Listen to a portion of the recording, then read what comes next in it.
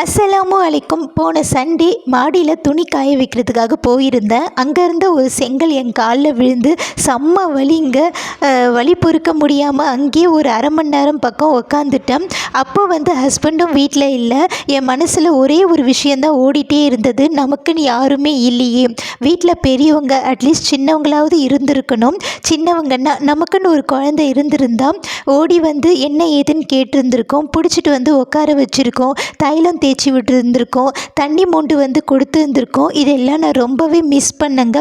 குழந்தை காட்டுற அந்த பாசத்துலேயும் அக்கறையிலையுமே பாதி வலி பறந்து போயிட்டு இருந்திருக்கும்.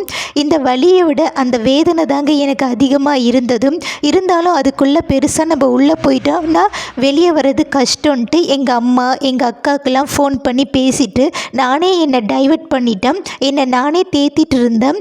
ஓகே ஃப்ரெண்ட்ஸ், கடவுள் கண்டிப்பாக இருக்கிறாரு, நம்மளுக்கெல்லாம் வழிகாட்டுவார். Okay friends.